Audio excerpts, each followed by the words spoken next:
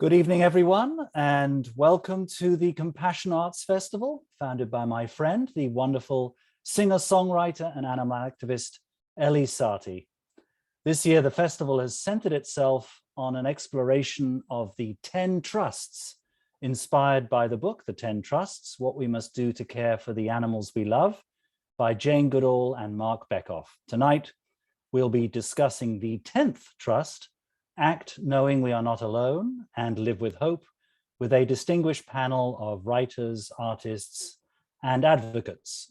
So first of all, some introductions. My name is Martin Rowe, and I'm the president of Lantern Publishing and Media and the vice president of the Culture and Animals Foundation, which had the pleasure of working with Compassion Arts on a joint festival back in 2017. I should also say, by means of full disclosure, that all three of tonight's speakers are published by Lantern, but I will try and remain disinterested and fair in my questions. So now to our panelists.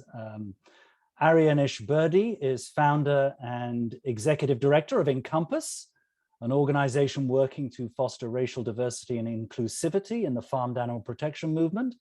Prior to Encompass, Arianish was a federal lobbyist at the Physicians Committee for Responsible Medicine, promoting alternatives to animal experiments.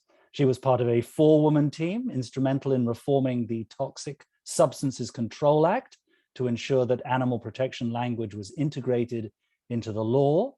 Arianish has a master's degree in public management from Johns Hopkins University. And Encompass and Arianish were instrumental in the creation of Anti-Racism in Animal Advocacy, Igniting Cultural Transformation, which Lantern published in September of this year, 2021. After Arianish, we will talk to Joanne Kong, who is a doctor of musical arts, a pianist, harpsichordist, and chamber musician, and the director of accompaniment and coordinator of chamber ensembles at the University of Richmond. She is also a lecturer on veganism, animal rights, global health, and effective strategies for vegan advocacy, and is the editor of Vegan Voices, Essays by Inspiring Changemakers, which Lantern published in October 2021. She is in the recent documentary, Eating Our Way to Extinction, and in the forthcoming documentary, Taking Note, about vegan musicians, which I'm very interested in seeing and looking forward to. And finally, tonight, we will be talking with Joanne MacArthur, who is an award-winning photojournalist and the founder of We Animals Media. She has been documenting the plight of animals on all 7 continents for almost 2 decades. She's the author of 3 books, We Animals 2014 and Captive 2017, and is the editor with Keith Wilson of Hidden Animals in the Anthropocene, which came out late last year. They're all available through Lantern. Yes, indeed they are. So Joanne was the subject of Canadian filmmaker Liz Marshall's acclaimed documentary, The Ghosts in Our Machine. And if you're wondering where that 3rd book is, well, Joanne and I have recently published a volume of verse and photographs, verse by me, photographs by her, entitled The Animals Are Leaving Us. She's also a board member of the Culture and Animals Foundation. So looking forward to a really interesting discussion. So I'd like to start a discussion today about the 10th Trust by hearing about your work that you personally and your organization does, but filtered through the lens of those 2 elements of the 10th Trust, acting knowing you're not alone or we're not alone, and living with hope. So why don't we start with you, Arianish, tell us about your work and Encompass. Wonderful. Thank you for that gracious introduction. It's been wonderful to work with you, Martin. So I'll just kind of start at the beginning. I came to animal advocacy through my parents. My parents fell in love in Karachi, Pakistan, taking care of stray dogs on the streets. And I like to say that I'm an extension of their love story in a way. When they came to the United States, they knew that they wanted to impart an animal ethic in their children, me and my sister, but they didn't know what that would look like and how that could play out. So we were the kind of family who never ate veal because we knew the immense cruelty that went into creating that flesh.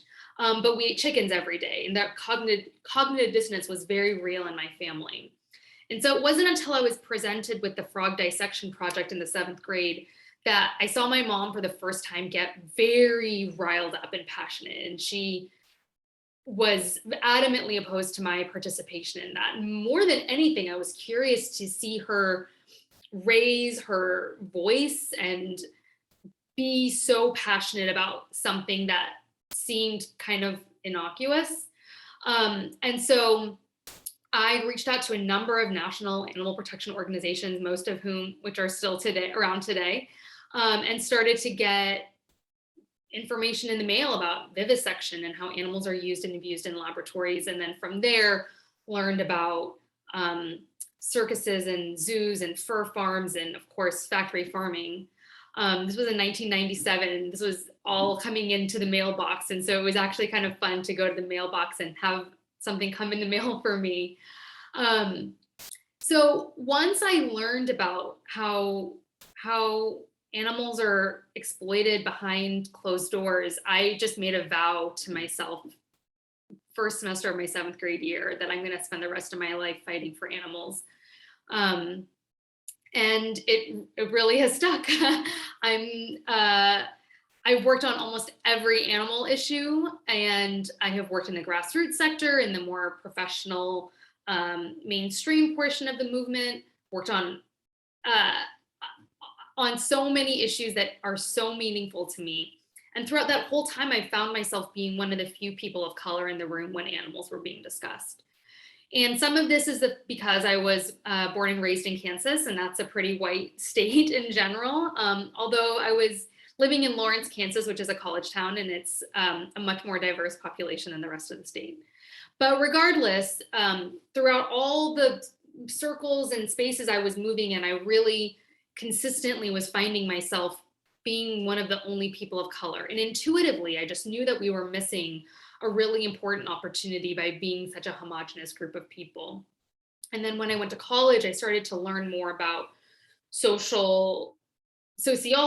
and the theory of how social movements work and how they thrive. And I started to understand how important it is for our movement to be representative of the country, of the people who we're trying to influence, and that homogeneity in a social movement is just going to reduce the effectiveness. It's going to make our movement smaller. It's going to make us less creative and less productive, and all the things that are really valuable to us as a movement. And so it was with kind of that intuitive sense, and also the knowledge that I was gaining and reading, that I realized, okay, I think there's something here worth tackling. And so as I continue to move through my advocacy journey, I started to have more and more conversations with animal advocates and animal leaders in the animal advocacy space. And pretty much consistently, people would say, we know this is an important issue. We know this is a deficit. We just don't know how to tackle it. We don't know how to address this problem.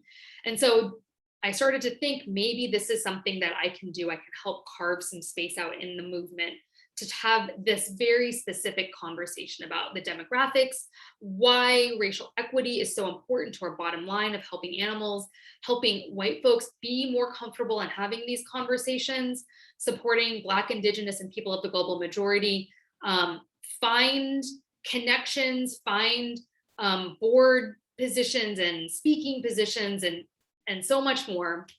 And so I decided to take the leap and launch Encompass. And so that's exactly what we do today. We work on kind of two core areas. One is supporting people of the global majority directly through a talent database. We have a number of programs that we do to support ourselves in building community and building leadership skills and personal resilience. And then we also support white folks in their journeys, specifically at animal organizations, better understand how these concepts come to life, why they are important, how it helps us help animals. And so we have a lot of programming to support those folks too. And we're actually in the middle of a pivot right now. We're going to be launching a membership program soon, which I'm really excited about. But one of the things that we've been doing for the last year and a half is hosting a training for the movement. And we held our first one in March of 2020. And in that session, someone who was there, Jasmine Singer, who's a fabulous editor, podcaster, writer, broached the idea, what if people in this session wrote about their experiences and thought through what it means to be an anti-racist animal advocate? And there was so much enthusiasm, so much more than I could have guessed, that we decided to launch a essay collection on the Sentient Media website. And the day it launched, Martin reached out to Jasmine and said, do you want to make this a book? And we said that was our dream. That was really what we were going for. So we just created this book, Anti-Racism and Animal Advocacy. It's really an outgrowth of our trainings. We have another training coming up in October of this year, 2021. And yeah, so that's a lot of kind of where we are. We have a little video to share on the book itself, and I would love everyone to buy the book. You can buy it where books are sold, definitely on the Lantern website. And I'll hand it over to Jen to play our little 1-minute video clip. I'm Ariana Shberti. I'm Michelle Rojas Soto. And I'm Jasmine Singer. We are so excited to share with you our new book, Anti-Racism and Animal Advocacy, Igniting Cultural Transformation. Inspired by Encompass's racial equity trainings, this collection of essays was written by farm animal protection leaders who are committed to exploring and prioritizing racial equity as we work to create a more effective and just animal protection movement. As the editor of this anthology, it is my hope that we can use this book to hold ourselves and one another accountable, ultimately creating new paths forward. Black, Indigenous, and other people of the global majority have been fighting for liberation from white supremacy for centuries. And while we've made progress, the work is far from over. The 2020s have the power to be truly transformative. So as we look to the future, we must own our power and use it to ground animal advocacy in a culture of equity with concrete steps towards action. Only then will we make lasting change for animals. Join our movement. Read our book. Together, let's ignite cultural transformation.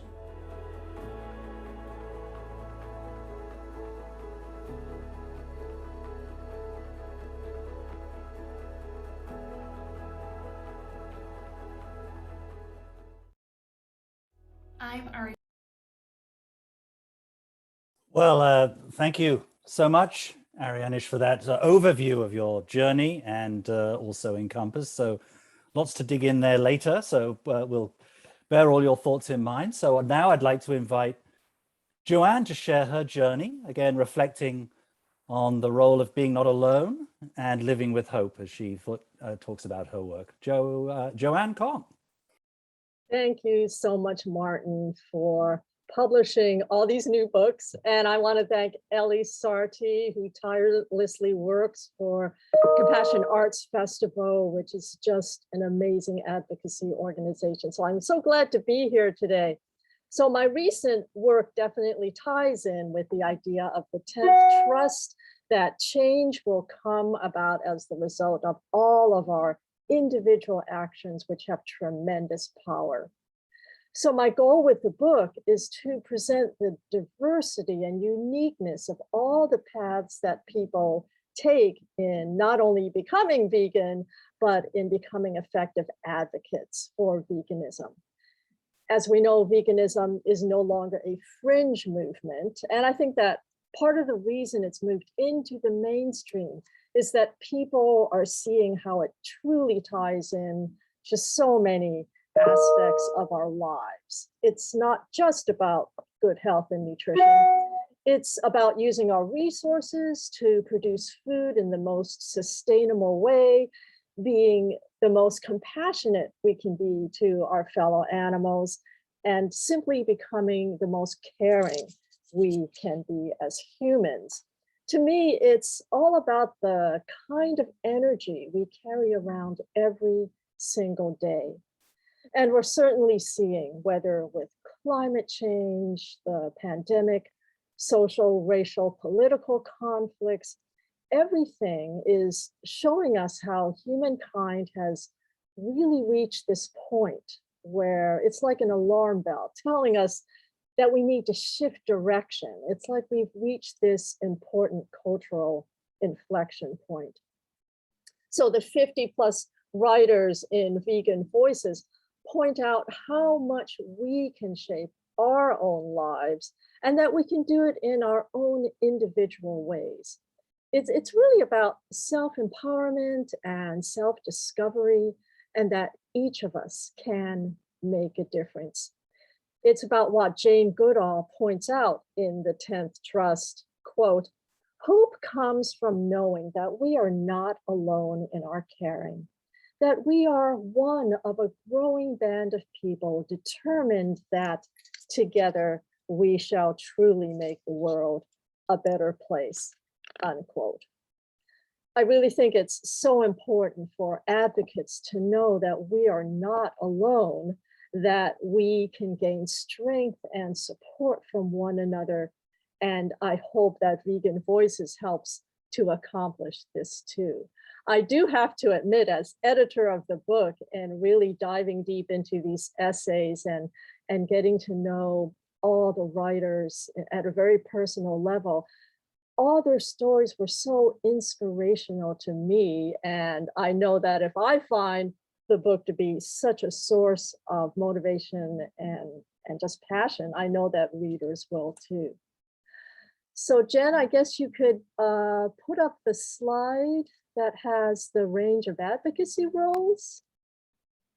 Let's see, yeah, so go on to the next slide. So this shows the wide range of advocacy roles and activities by vegans all around the world as represented in Vegan Voices. And this points out, I believe, two basic things. First, that there are many possibilities for how to get involved depending on where you feel your strengths and interests are. And secondly, the book points out how critical a diversity of approaches is for our messaging, because people are receptive to different things depending on their backgrounds and what's most important to them, whether it's about going vegan for health, for the planet, for inclusivity, for the animals, or any combination of reasons. So I thought it would be interesting at this point to read brief excerpts from just a few of the authors to give listeners a glimpse into some of the many ways in which we make a difference and what motivates us. Next slide. Okay, so this is Curtis Volmar, activist in Berkeley, California. In his essay titled "Get Involved," he encourages us all to take action. He says, quote, "Just start. There will never be a perfect moment when you have all the right equipment, the best content, or the most viewers. You will figure out best practices along the way. Your audience, production value, and content will get better as long as you remain dedicated to and consistent with the project. You will get immersed in the broader community, acquire new ideas and perspectives, gather more resources, draw more of an audience, and gain more credibility as time goes on. Waiting for perfection, buy-in from the masses, or 100% support from everyone near you will have you waiting for an eternity. As long as your activism is nonviolent and is centered on the animals, your work will be a net positive for them," unquote. Next, we have Ryan Phillips. He's the founder of Life with Pigs Sanctuary. And this photo here, he's with his beloved cow friend, Jenna. Ryan realized that he didn't need to have credentials as a professional artist in order to make a difference for the animals through art. So some of his drawings will show the pain that a mother cow feels when her baby is taken away from her. He says in his essay called Artivism for the Animals, quote, "I've been using art to speak up for animal rights for a while now, but I still struggle to think of myself as an artist. I have always felt that having animals tell their own stories or making people see things through the eyes of animals is the best way to convey the vegan message. Art is perfect for this. With just a modest amount of talent, it becomes possible to take what we know to be the experiences of animals and create a visual means for non-vegans to connect to this understanding, unquote. Next is Gwenna Hunter from Los Angeles. With her passion as a community organizer, she motivates people to learn about plant-based eating, good nutrition, and healthy food choices. She is really driven by a very deep spiritual connection to animals. And I have to say that when I first read her essay, I cried. She is such a deeply feeling person who really connects to animals at a very deep level. So this is an excerpt from her essay. Her essay was titled The Power of Isis. Isis was a childhood cat of hers. So she says, quote, I had another experience that was beyond the normal limits of reality. I found myself in a different space and time as I was standing outside of a slaughterhouse where there were cows and pigs standing in line, waiting for their turn to be slaughtered. I instantly had a telepathic connection with them, and I knew that they had full awareness of what was going to happen.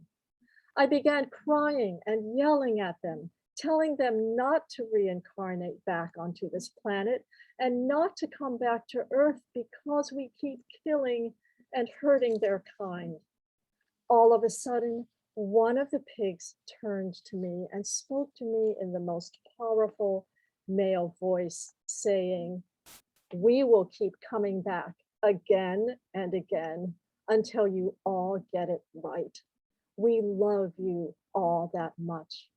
Our suffering gives some of your lives purpose. He then sent an impulse of his love to my heart, and it was so incredibly pure and beautiful. This impulse let me know that it's not just that we're trying to save them, they are also saving us, unquote. And then next, Jen, the final slide, Lynn Sylvan is a tireless grassroots vegan advocate who educates people all around the world through EVEN, even the Eugene, that's Eugene, Oregon, Eugene Veg Education Network. Her essay, Beyond Joy, served as a reminder to me that in all the challenges we vegans face, knowing the horrific suffering of sentient beings, we should go forth with joyful hope that our efforts are making a difference. She says in her essay, quote, Even has been in the trenches for decades, guiding tens of thousands of people. It's not very glamorous, but it is effective and joyful. We hear from folks around the world because veganism is a long overdue, liberating, and massive groundswell that brings hope and joy with it. The world's problems can never be solved by the darkness that produced them. In a world of darkness, veganism is a beacon of light, unquote. So those are just a few samples from Vegan Voices. And I think they all speak to not only the power we have to make a difference, but I was also thinking about what Mark Beckoff wrote in the coda of the 10 Trusts book. He cites a quote by Martin Luther King Jr. about why we must take action. He says that a time comes when silence is betrayal. So I think we're all doing fantastic work, and I'm so honored to be on this panel with all of you. Well, thank you so much, Joanne. That was wonderful. Yeah, I remember those essays very well. So thank you so much. So finally, last but not least, Joanne MacArthur, why don't you tell us about all the 150 million things you're doing. Just give us an insight into what's going on with you. All right. Thanks, Martin. Oh, I'm just so inspired listening to what you're saying. Ellie, thank you for inviting me to speak here tonight. And when you said this was based on the 10 trusts and Jane Goodall, some of her philosophies, this was perfect for me. I'm surrounded by my Jane books. I have volunteered with the JGI for many years, and in this one, Reasons for Hope, she signed it to me for Joanne, Follow Your Heart. Great advice, beautiful, simple advice. And I'm a photojournalist and I travel the world photographing our very painful and fraught relationship with animals. I'm going to stop there and I'm going to go into my slideshow. So hold tight while I pull that up. Okay. Slideshow from the beginning. Great. Now I hope you can see that. Maybe shout if anyone has any issues seeing this. So fantastic. This was inspired by her because I'm very inspired by Dr. Goodall and what she speaks of as the indomitable human spirit. I agree, and that is what gives me hope, just as it gives her hope. What I do is, as I was saying, is I document our painful and fraught relationship with animals around the globe. I have been to over 60 countries to document our uses and abuses of animals, and for almost 20 years now, and it's harrowing. And so I do need to keep my spirits up. And I also want to inspire people, not just paralyze them with these stories that I tell and these images that I show. And here are a few of those images: animals used for food and fur, animals in entertainment, and so on. But everywhere that I went, I could see that there were women on the front lines of animal advocacy. And I wondered if I was just, making this up or if it was true. And I did a bunch of research, and it turns out that, it really is women who are and have been historically leading the way in animal advocacy in its many forms. And so I put together a project called Unbound, and that celebrates women in animal advocacy. And that's what I want to share with you tonight. There's a lot I could tell you about with my various projects, but, tonight we're talking about hope and change and progress. And so what I'm going to do is show you some of the amazing people that I've met, and show you the different kinds of ways that animal advocacy is just like pushing forward now. And I'll start with Lumka Golintete and people who are shelter staff and first responders. We have just so many people around the world who are doing this work without, acknowledgements, and they're not in these high positions of power, but they're there showing up every day doing the work. And that's what I see in every country that I go to. Everywhere I go, there are people like Lumka Golintete who are just putting in the long hours and doing fantastic work. And then there are sanctuary founders like Carrie Bagnall. Lumka was in South Africa. This is in the USA. She founded a primate sanctuary. So we have more and more sanctuary founders globally. And of course, I have to lead with this, the plant-based innovation. We're all eating amazing vegan food, the cultivated meat pioneers. I mean, these people are everywhere, and these projects are often being led by women as well. So there's a lot to celebrate there. Women transforming the way we eat, like Seble Nebieru. She's in Ethiopia. She's the founder of the International Fund for Animals. And what she's doing is bringing plant-based lunch programs to school children, which is where you see her here. She's at the center of the picture. So inspiring. We have writers and philosophers like Carol J. Adams, who's the author of The Sexual Politics of Meat. So we're seeing a lot more writing, like Joanne's book, and a lot more editing, a lot more philosophy on animal rights and animal advocacy. And there are all these people on the front lines, going back to people on the front lines, people who are liberationists and showing up in public and making bold statements. One of these people is Patty Mark. Here's a photo of her in 1993, a few decades ago. She was being arrested here for protesting live transport in Australia. And back to this image, here she is at one of the sanctuaries that she runs a couple decades later, just always showing up, always like never backing down, always, being true to the animals and the message that she wants to impart to people. We're seeing a lot of innovation with veterinarians as well, like Dr. Gladys Kalema-Zikuzoka. I photographed her in Uganda, and she's so incredible. Okay, so she saw that the gorillas that she cared so much about were getting human-borne illnesses and dying as a result, getting sick as a result. And so she realized that if you want to look after the animals, you have to look after the people in the areas as well. So she created an NGO called Conservation Through Public Health, which keeps people healthy, which keeps animals healthy, and it's just a brilliant program. We're seeing big changes in politics. Politicians like Marianne Thieme, for example, she's the founder of the Dutch Party for Animals. I love how there's so many women in this picture, but this is a very successful party in the Netherlands who has banned and import trophy hunting. They banned fur farming, it came back, they're banning it again. Her and her party's ultimate goal is to end industrial farming in that country. It's so cool, there's just so much happening. We're also seeing the growing field of animal law, which is a thing now. I'll return to that at the end of this presentation. So we're seeing all sorts of leaders in animal law. And women who are driven by a great sense of urgency, like the Save Movement's co-founder, Anita Kreinz. I like this quote by Tolstoy. She often quotes Tolstoy: "Do not believe in words, yours or others, believe in the deeds." I have photographed all female anti-poaching units like the Black Mambas in South Africa. Women like Rabia Hawa in Kenya. So she was the first female Muslim woman who was an honorary park ranger with the Kenyan Wildlife Services. I love this quote by her: "You have to make every day in your life count. Otherwise, what are you living for?" Women in science, such as neurologist Aisha Akhtar, who specializes in preventative medicine and public health. She's an inspiration to many of us, I know.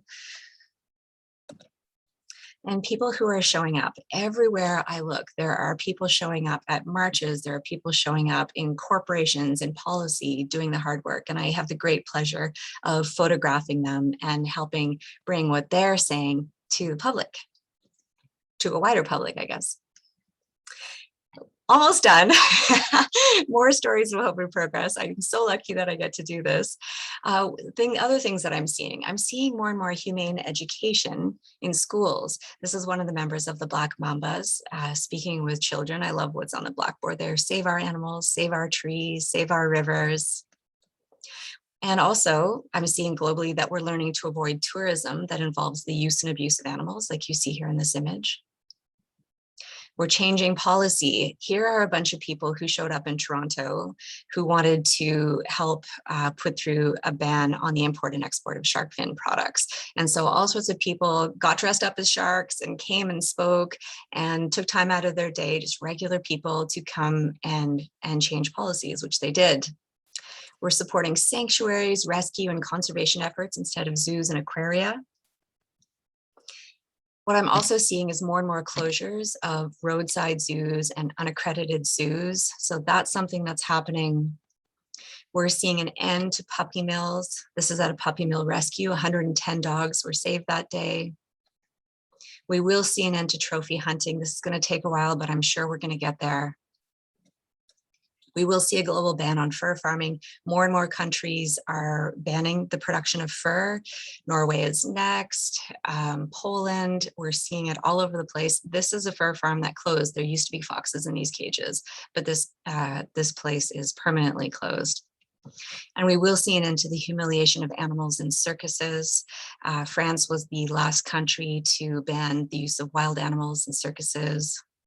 We will continue to see an end to captive breeding and keeping of cetaceans. We're also seeing innovation in cetacean sanctuaries. So we are going to see those around the world where animals can be retired to these wild sanctuaries. So there's a lot happening. We're also going to see the end of cosmetic testing. This is a farm where they were breeding macaques. I was posing as a buyer, and this man is showing us what he called his product, which was heartbreaking and unbelievable. But we are seeing many companies now not using and selling products that are tested on animals. And so I find reason for hope, just like Dr. Goodall does, everywhere that I turn. And I think that we just have to hold fast. We have to be tenacious, like Joyce Tischler here. I love this picture of her. So she's the founder of the Animal Legal Defense Fund. And I think this was in 1979 where she's like, okay, I'm going to start something called animal law. I mean, it wasn't a thing then. And now look what's happening. We have animal lawyers all over the world. And there's a lot to celebrate, and celebrate we must. There's a lot of innovation happening. And as Joanne Kong said, there are all sorts of places where we can invest our time in animal advocacy, whether it's, journalism or law or arts and so on. It's a really fantastic place to be. Thanks for listening to my talk and hearing some of these stories. If you would like to follow the Unbound Project, there's the website, and we have our socials, and all of the work that I do in animal photojournalism, the books that we publish and the stories we tell are at weanimalsmedia.org. I will stop sharing my screen and over to you, Martin. Oh, well, thank you very much, Joanne. Joanne M, Joanne K, and Arianish. Thank you so much for your, very inspiring words. But yeah, we could just stop there and say it's all very rosy and wonderful at the moment. But I've got some questions here, which is my job to, ask us to reflect a little more deeply, perhaps, on hope and the absence thereof, and action and the absence thereof. And so perhaps I will start based on what I'm hearing from you all, but maybe particularly with you first, Arianish, and that is obviously one of the aspects that really made you change the way you oriented your personal and professional interest in animal advocacy was you did feel alone. You did feel as though you were not accompanied by others. And so obviously you've made it your task to allow people to feel less alone in their advocacy, and to show the importance and benefit of expanding the definition of who we is when we are engaged in this process. So I'd love you to address that side of it. I'd also really like you to talk a little bit, perhaps, and this is something that we're all going to address, I think. We've talked a lot about the personal obligations and possibilities of change, individuals making a difference, the people who are, in Mr. Rogers' term, running to help as opposed to doing nothing. But I think your work, especially through Encompass, and as the book title, Anti-Racism in Animal Advocacy makes clear, Arianish, there are systemic issues that need to be addressed and need to transcend individual behavior towards the social behaviors at all. So given these 10 trusts, how would you, the 10th trust, how would you frame, first of all, the being alone and feeling alone, and then also the systemic change that needs to take place? It's a great question, and I really like that framing. You're totally right that I have felt alone a lot in this movement. I felt alone a lot just in this country. I'm part of a very rare ethnic group of people called Parsis.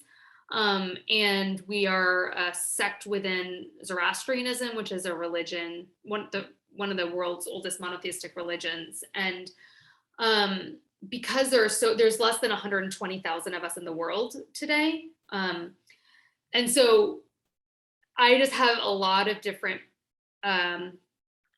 moments at which I feel very alone, also being first generation in this country, coming from immigrant parents in Kansas.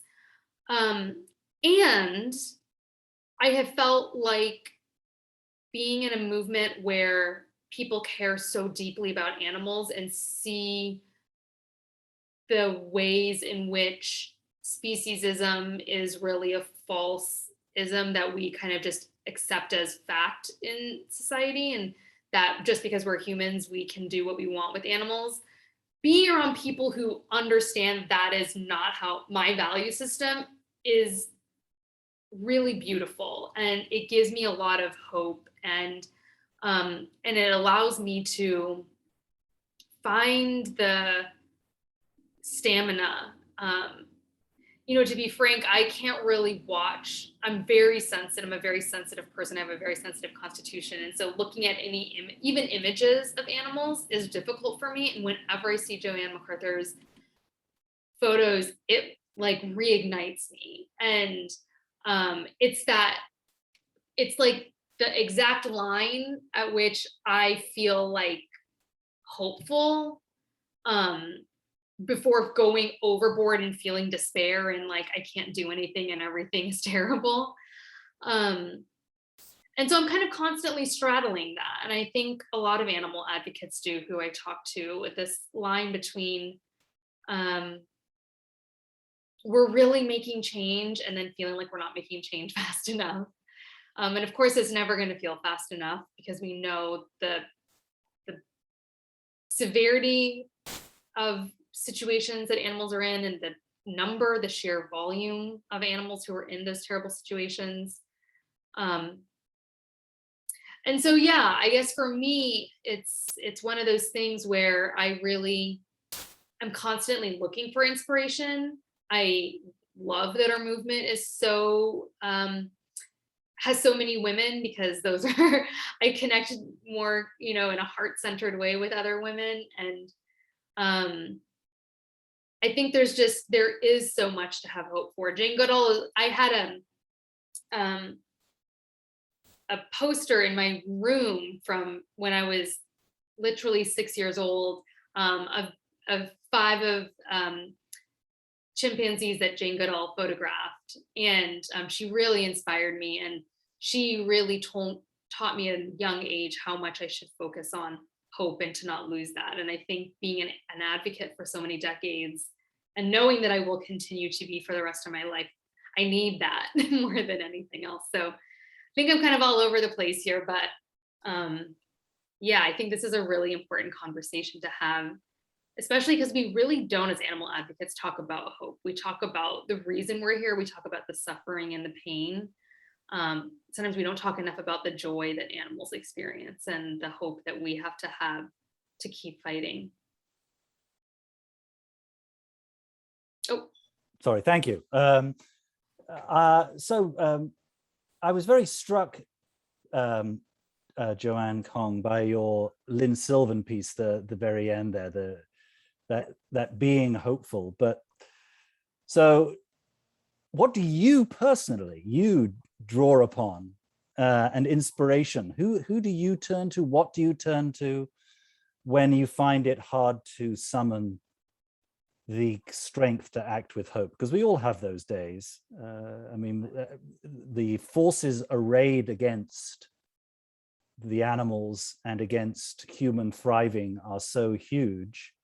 And the very fact that even when Joanne was talking about all the things that are coming to an end, the very fact that we have those things that need to come to an end, the fact that they haven't come to an end, the fact that even in the case of it came back and now it has to be brought back to an end. I mean, these are tenacious and deeply embedded structural horrors that need to be confronted.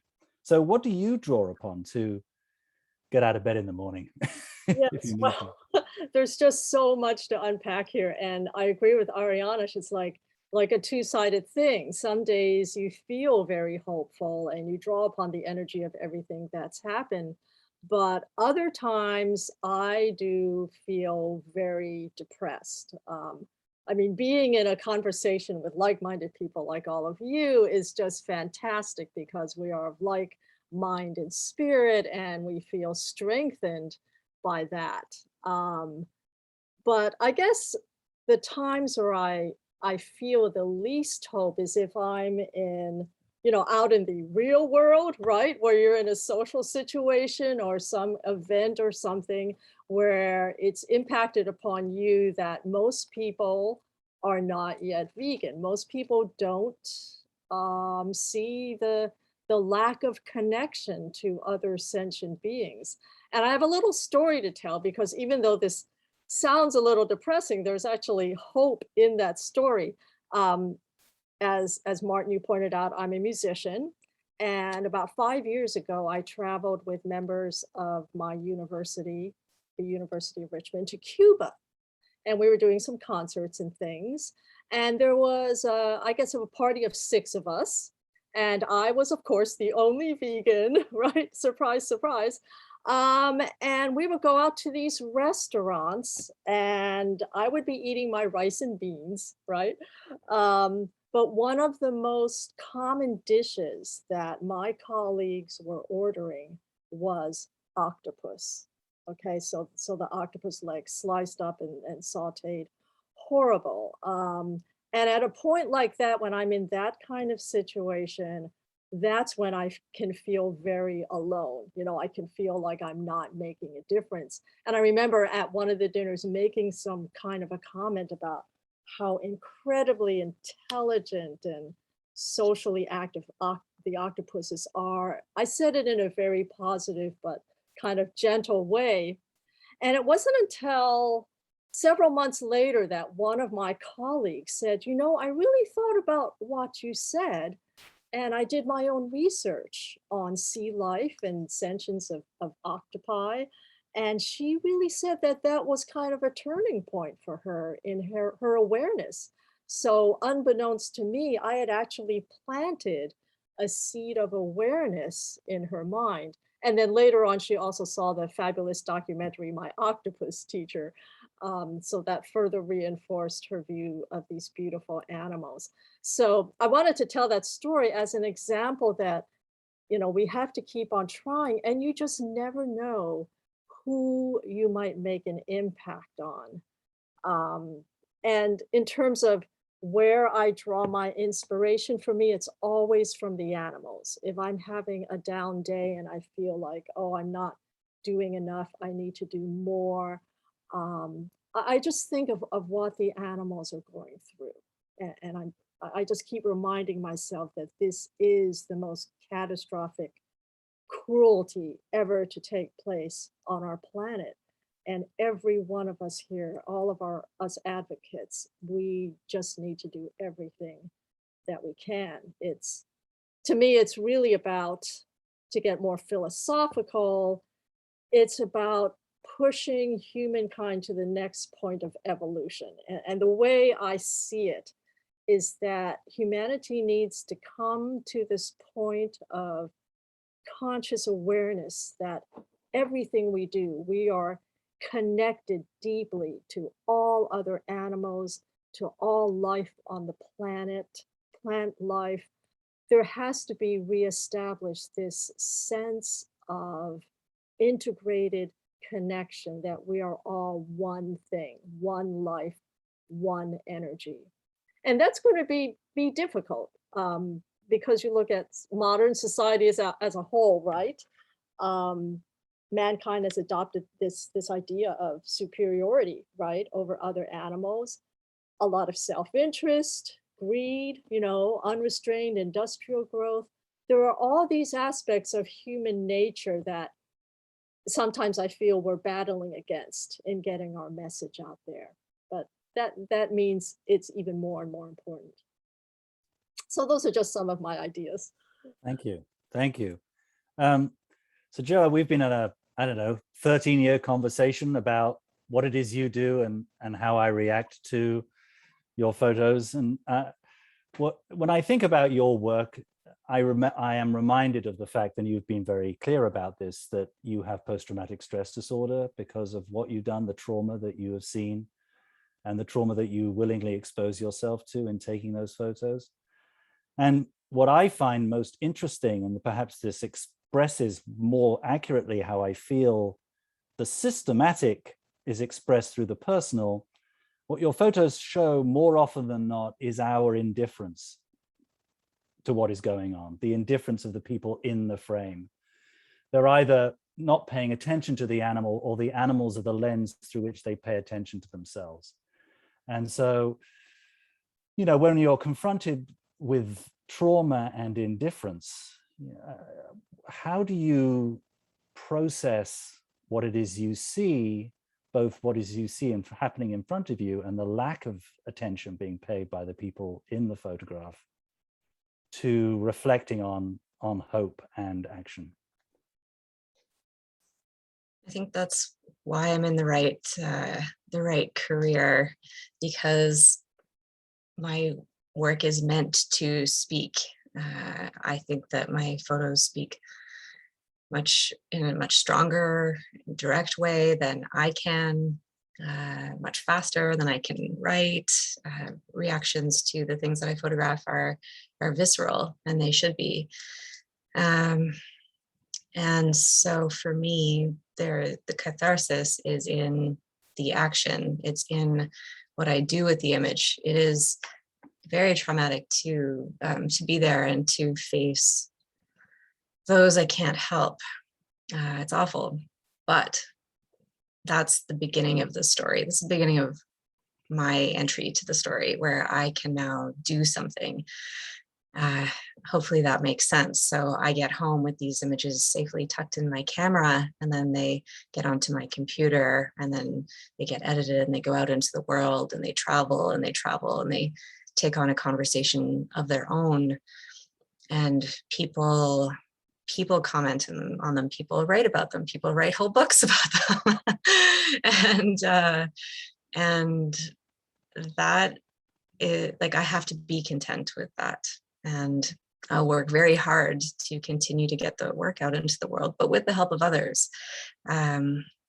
I have success in my work, and the work generates conversations because I'm working with so many people who help me do that as well. And that is a global community of activists and philosophers and writers and journalists. And so I do rely on a community. And one of the things we're talking about here is not feeling alone. So when I feel alone, and I guess I reach out to the people who can help uplift this work that I do. And luckily I am surrounded by these people. And if for a second I feel like I'm not, I bring them in. Who can I work with? What NGOs can I work with? Which writers can I work with? Who can I help? Who can help me really continue to get this work out into the world? And so I think I'm very good at surrounding myself with passionate people who are as passionate as I am about animal advocacy and those individuals. A lot of us in animal advocacy know and we feel that these billions of animals, we can't feel that. We can throw those numbers around, it doesn't really mean anything, but the people in my circle, my community, my support are the people who know that a billion is 1 + 1 + 1. They are all individuals. They are all the animals who are looking out from my images, their eyes full of questions. Who are you? What are you going to do to me next? Animals with no autonomy and a terrible fate, frankly. So I find community in people and catharsis in what can be done with the images. And I have to be okay with that, because if I'm not okay with that, I will simply just go crazy and burn out and not be able to do this work. But that's not what's happening, which is good. Well, thank you for that. Yeah, I think that's very important. Community is very important. So I'll just go around with one question for each of you again, and then perhaps you can have a conversation, ask a couple of questions of one another. So Ariash, I'm going to come back to this issue of systemic challenges, because I really think that's very important. Yeah. I don't want us to feel paralyzed by faceless systems that seem to be impossible to conquer, because they are also made of people. They are also made of assumptions about what is the right way to go about doing things and what is the right order, what Joanne Kong was talking about when she was talking about the supremacist syndrome, we might call it, a notion of who is on top and what they look like and what they sound like, etc. What I was struck about through the book on that you've written, that you worked on, and Encompass's work, is that it is a broad set of connections of systems, right? I mean, there are people working on social justice, there are people working on animal rights, there are people working on vegan messaging, And the message of the book is to make connections with systems so that it's not simply about individuals, it's actually about communities coming together, so that there is a community reinforcement of certain norms that are then mutually reinforcing. That if you are an animal advocate, you are against racism. And if you're an anti-racist advocate, that you are automatically making the connection with food insecurity and food justice and therefore veganism. So do you see that happening? What needs to happen for that to happen more quickly? Talk a little bit about that as a means of acting on hope, I would say. This is the action side of it. Yeah, I realized when I finished that I didn't touch on that. So I'm glad you brought that back. So I'm actually planning hopefully tomorrow to write a little bit about this because I've been thinking about this a lot. And I am interested now in replacing the I in DEI, diversity, equity, and inclusion, which is a term we hear a lot thrown around, from inclusion to interdependence. And I think we need to understand the interdependence of all of these systems and systems of oppression, and how our liberations are all bound up in one another. And so I know you've published Afroism. They talk about that a lot, how Black liberation is bound up in fighting speciesism, and how the construction of animality has really come out of looking at how we can put some groups of people higher on a hierarchy than others. And so we, as animal advocates of the global majority, come to this work more worn down. We come to this work facing the struggles of systemic oppression that society throws at us on the daily. So we aren't coming to animal advocacy with a fresh slate. We're coming to it with exhaustion, and so much more, and so trauma, to be very frank. And so when we experience that harm within our movement and within our animal advocacy, it's very easy to turn away because we have a higher standard for the people who are in this movement. We think, you understand the harm, you understand marginalization to this extreme degree, you understand what's happening to the animals, yet you're not treating me with compassion. I'm not saying on the whole, I'm just saying that's kind of the sentiment. And that sentiment is constantly interacting with the systemic. So we talk a lot about the 4 I's of oppression in our trainings. And it starts with ideological, it goes to institutional, interpersonal, and internalized. So it's kind of an upside down triangle in that way, where it starts at just an idea and it gets lodged in our own bodies, and then we enact it to one another as people of the global majority. And so I think it's really important for us to, as animal advocates, to challenge that, to create a different kind of movement, a more interdependent and inclusive and equitable movement, so that we are bringing in the biggest group of people. One of the most important things that we do at Encompass, and this was one of the most commonly requested things before Encompass even had a name, was community building. This sense of feeling alone is very common for people of the global majority in the animal advocacy movement. And so we're really working to build community amongst one another, but also amongst our fellow anti-racist advocates who may be white. And I think this book is also helping to create that community. And I've seen that happen a lot just in the publication process of this book. We've had the authors, there are 16 authors, we've had a lot of correspondence on Slack and by email, and that's been a really beautiful thing. And it allows us to hold ourselves accountable. So I think it's really easy for us to understand oppression through an interpersonal lens. You know, I didn't vote for Trump, I'm not racist, you know, that kind of thinking, and not understand the systems and understand how we participate and engage with those systems. And that's a lot of what we're trying to kind of pull apart and elucidate at Encompass and with this book. All right, well, thank you. So Joanne Kong, I was very struck by your rice and beans story in Cuba. I mean, where else can you eat rice and beans? I mean, goodness me. I mean, what Around the world. I would say that it reminded me of a story it reminded me of what Elizabeth Costello says at the end of The Lives of Animals, the book by J.M. Coetzee, when she talks about the fact that she's surrounded by lovely, kind, generous, decent, thoughtful, intelligent, engaged people. And yet she sees what they don't see and lives in a reality that they don't understand. If they understand it, perhaps dismiss it, consider her a mild eccentricity of a slightly odd individual. And I think some of us, more often than we would like to, walk through that world where we feel that we can't talk about what we want to talk about, because to do so would to become Elizabeth Costello, that annoying person who's slightly embarrassing, socially undesirable, and a general bore who keeps on reminding you of things that you prefer not to think about. So how do you go around not being that person? And how do you go around negotiating these relationships with people that you care very much about and who you may agree with on all sorts of issues, and yet also communicate your authentic position? Yeah, that's a wonderful question. As I do a lot of engagement with audiences and public speaking, one of the first things I'll ask my audience is, how many of you were born vegan? And no one raises their hand.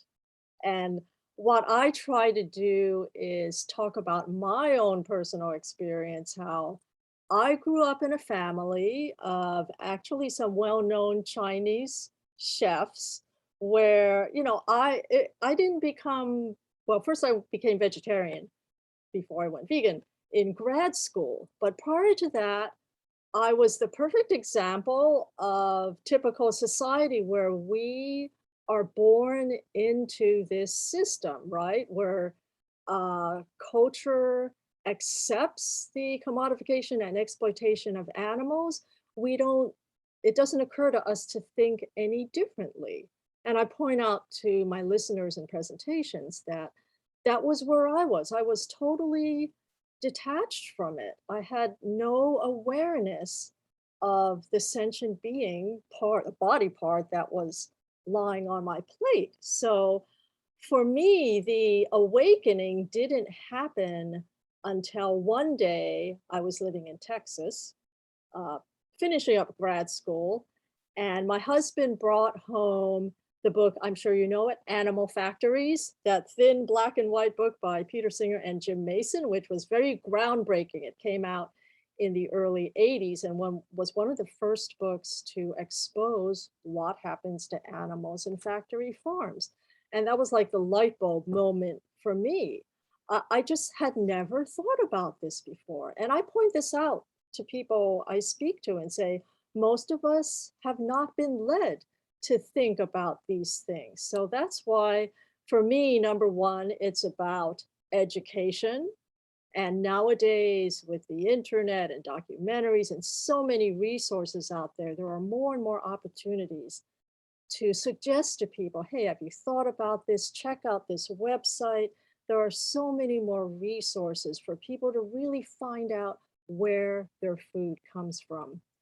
And the other thing that I try to do is engage people in productive discussion.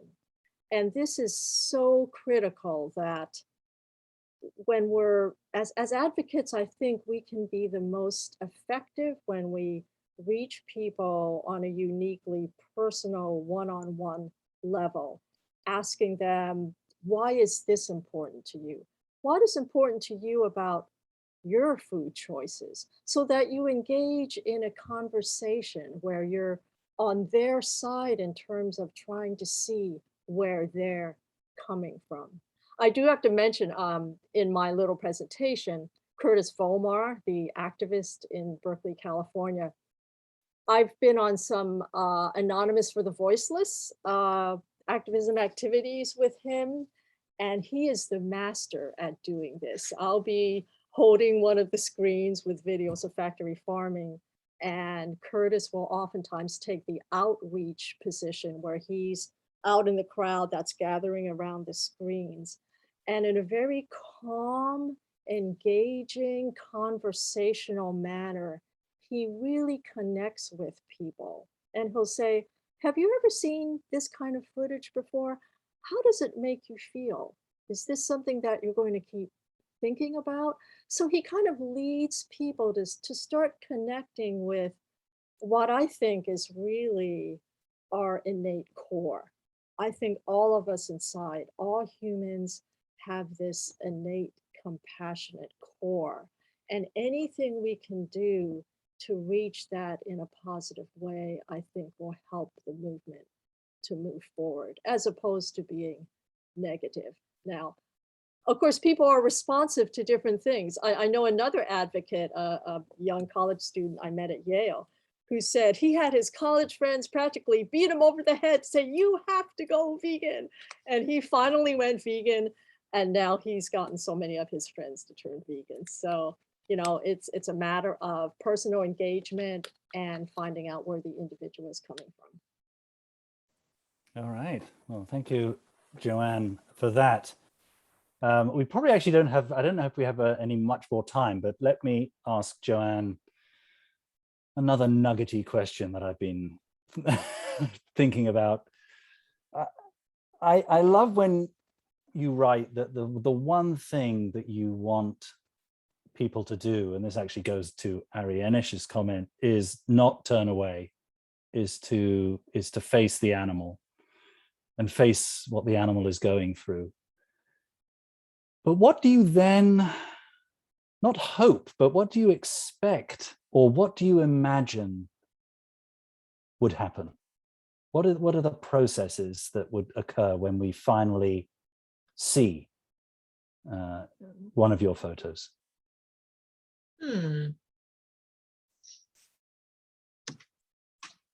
Well, if I take on too much responsibility for that, I'm not going to be able to succeed, right? Like, I'd love to, you know, plot out the many things that people can do. And I know I talk about that with people, and NGOs talk about that with people. I think other people are better at it than I am.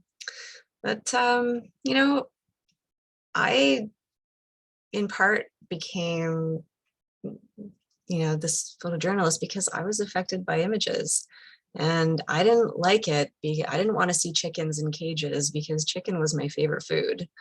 And the more I learned about how animals are treated, I was just like, oh no, I don't want to, I love food. I don't want to give up my favorite food. But the seed was planted. And that's what we've talked about here is you can't unsee. You can try really hard. You have to have put up a lot of barriers in order to forget or unsee things. But these things are shocking. We remember things that are shocking. We remember things that are surprising. We remember things that have been kept hidden from us, which is, I think it's why it's important to talk with kids. Kids want to be let in on secrets. Kids feel like they're kept in the dark from their parents and, you know, things that are going on in the world. And I love speaking with kids in a gentle way and showing them images, but in a gentle way, and revealing things to them. So when things are revealed to us, things we didn't know, especially in images and films, we often remember. So to your question, Martin, what do I expect? What do I hope people to do? Well, on small scale, I would hope that they would create small changes, hopefully big changes in their lives. It was a process for me, for sure. Before becoming vegan, some people will go immediately vegan. We've seen that too. I want people to care. I want people to see animals as individuals, which is why you see in my images a lot of eye contact. If they're looking into the lens, they're looking at all of us. If they're asking me the question, who are you? What are you going to do to me? They're asking that of anyone who's looking at the images. And I want us to widen our circle of compassion. I want us to make small changes, and I really want us to make big changes. Some people go on to be, mega animal advocates in whatever their expertise is. But my job is to plant the seed. And I can't do it alone, which again is why I work with NGOs globally and why I work with journalists and writers. And I feel like that answer is insufficient, but I think that's where I'm gonna stop. Obviously, I'm dreaming of animal liberation, global instant animal liberation. That's what I want. But I'm trying to pace myself and also be strategic. Well, I think you've answered the question because you actually did, which is the first response, the deepest response, the most profound response to a photo such as yours is to ask the question, who am I? Who am I to see this image? And what does it say about me? What does it say about our relationship? And when you ask the question, who am I, then everything changes. Everything is up for change. And I think that's a very profound way of seeing what that's the profoundest ask that I think perhaps we can make. So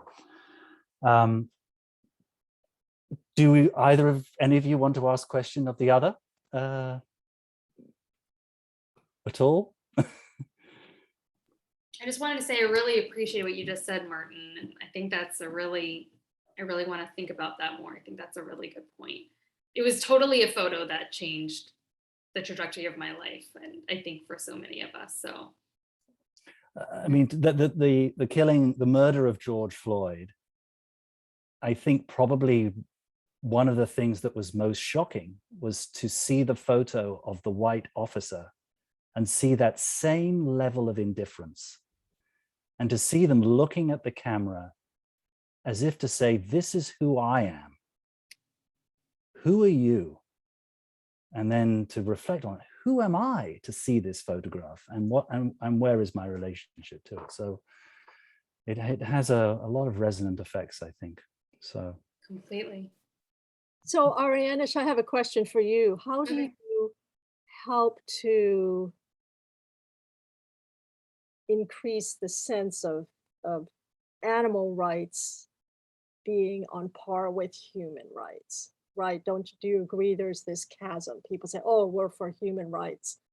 And that idea that humans are these superior beings, but animal rights, oh, that's like, a lot of people will see that as being something that's less important, right? How do we bridge that gap? Well, I think we need to do a better job of showing how interconnected all of our liberations are with one another, that we can't achieve animal liberation without Black liberation and vice versa.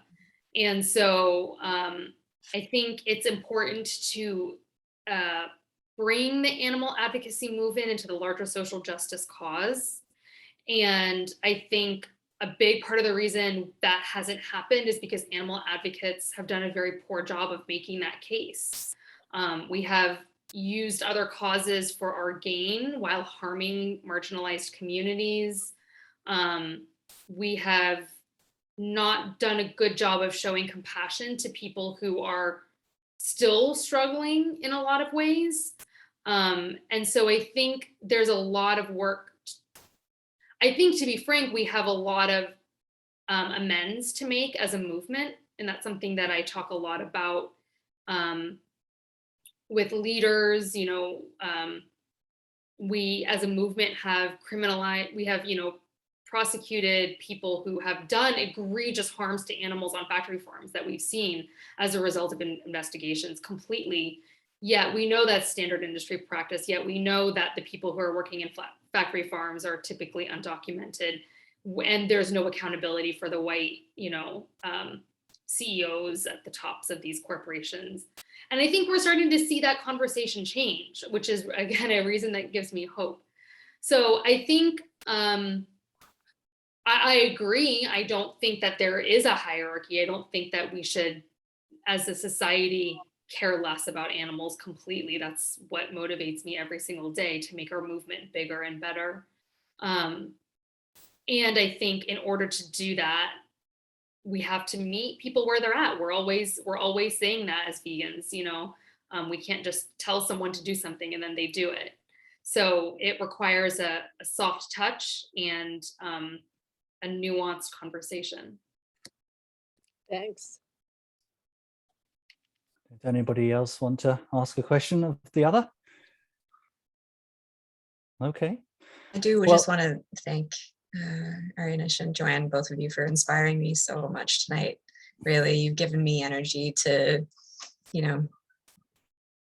and inspiration and drive to do much more than what I'm doing. I'm pumped. Thank you. Likewise. Similarly. Thank you so much, Martin, too, for your thoughtful questions. Well, you're welcome. It's been a real pleasure this evening. So Arianish Birdi is the executive director of Encompass. Check her organization out, and as well as shameless plug here, anti-racism and animal advocacy. Joanne Kong, a wonderful musician. We're looking forward to taking note in your role in that, but also, of course, Vegan Voices, essays by inspiring change makers, and Joanne for all of her work with the Unbound Project and We Animals Media, and Hidden, the book that is not very well hidden right there. So, and thank you to, yeah, so go ahead. Just a brief comment that as part of the Compassion Arts Festival, for the second trust, my husband, Dr. Paul Hansen, who is also a musician, we have actually put together a presentation that includes our performing as pianists and integrated it with visuals and some of Joanne's photography and quotes from Jane Goodall. So that's kind of an example of what we do with the arts to advocate for animals. So I hope everyone will check that out as well. All right, well, thank you all, and thank you, Ellie, for the opportunity, and thank you to the Compassion Arts Festival for programming in extremis in 2020 and doing even better in 2021. So thank you so much, and have a great day or evening, wherever you're watching this.